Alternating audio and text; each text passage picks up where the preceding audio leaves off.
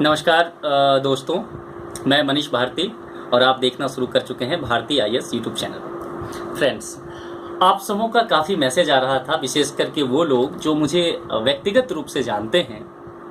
Message करके WhatsApp के माध्यम से मुझे काफ़ी कह रहे थे बहुत दिनों से कि अपनी लिखी हुई रचनाओं को भी आप अपने यूट्यूब चैनल पे अपलोड कीजिए। आप सबों के इस प्रेम से और उत्साहवर्धन से मुझे ये हिम्मत मिला है कि मैं अब अपनी रचनाओं को बारी बारी से करके आप तक लाऊंगा, आपके सम्मुख रखूंगा और आपसे और भी अधिक प्यार आपका जीतने का पूरा प्रयत्न करूंगा। आज की जो मेरी रचना है, दरअसल आज हिंदी दिवस के उपलक्ष्य पे ही मैंने ये लिखा है। तो आज की जो मेरी ये रचना है वह एक कविता है और उम्मीद करता हूँ कि नए लोग जो हैं, यूँ तो इश्क की बात किसी भी उम्र के लोगों को पसंद आती है। कहते हैं कि प्रेम का कोई एक्सपायरी डेट नहीं होता। वो एक फिल्म मैंने देखा था, उसमें कहते हैं कि कौन कहता है कि बूढ़े इश्क नहीं करते, करते हैं पर हम कमबख्त शक ही नहीं करते। तो इश्क की कोई एक्सपायरी डेट है नहीं, ये तो वैज्ञानिक रूप से सिद्ध हो चुका है। तो मेरी रचना का आनंद मैं उम्मीद करता हूँ हर उम्र के लोगों को आएगा और युवा वर्ग तो और भी लाभ उठाएंगे। हाँ, लाभ ही कहना ज़्यादा सही रहेगा।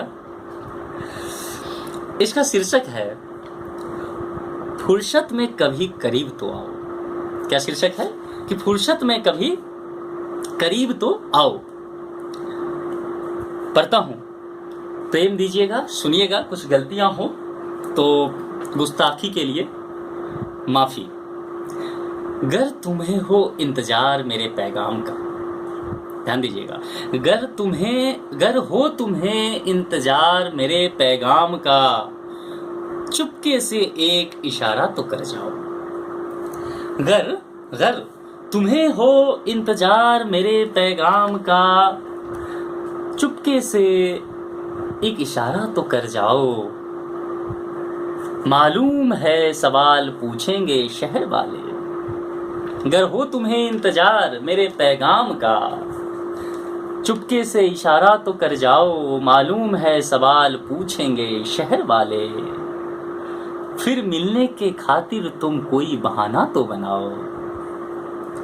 जरूरी नहीं कि हामी जुबां से दो। जब इर्द गिर्द बहुत सारे लोग भरे रहते हैं तो कई बार क्या होता है ना कि प्रेम में जुबान बंद हो जाती है। इश्क की पता नहीं, आप अच्छे खासे लोगों को देखे होंगे, आपने स्वयं भी अनुभव किया होगा कि बराबर बोलापन रहता होगा आपके अंदर, जम के बोलते होंगे।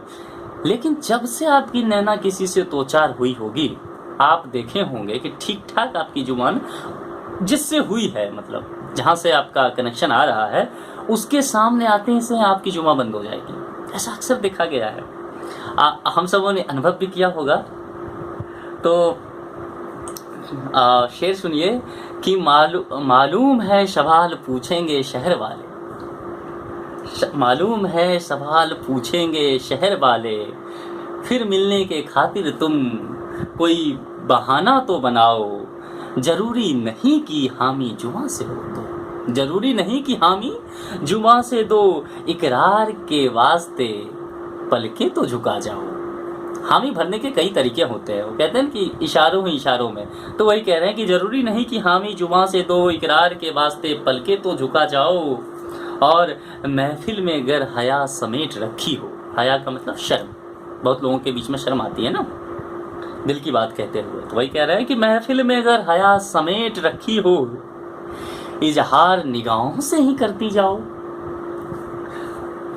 गर हो तुम्हें इंतजार मेरे पैगाम का, चुपके से एक इशारा तो कर जाओ। मालूम है सवाल पूछेंगे शहर वाले, फिर मिलने के खातिर कोई बहाना तो बनाओ। जरूरी नहीं कि हामी जुबां से दो, इकरार के वास्ते पलके तो झुकाओ। महफिल में अगर हया समेट रखी हो, इजहार निगाहों से ही करती जाओ। और क्या है, खामोशी तुम्हारी परेशान किए जाती है मुझे।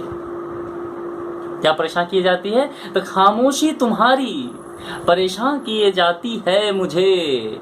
जाते जाते मुस्कुराहट बिखेरती जाओ।